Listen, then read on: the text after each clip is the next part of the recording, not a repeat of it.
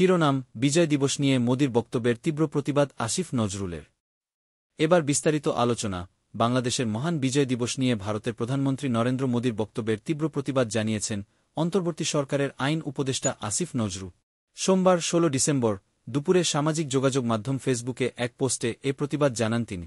পোস্টে আসিফ নজরুল লিখেন, তীব্র প্রতিবাদ করছি। ১৬ ডিসেম্বর ১৯৭১ ছিল বাংলাদেশের বিজয়ের দিন।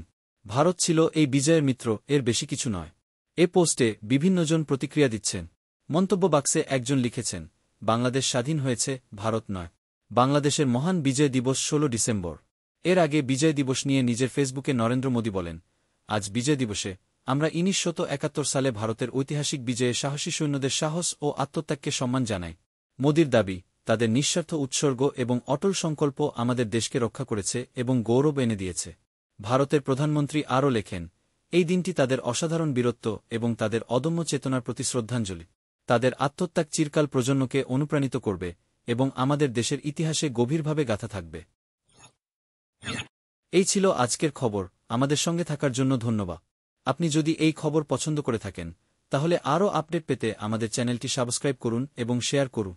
পরবর্তী আপডেট পর্যন্ত ভালো থাকুন।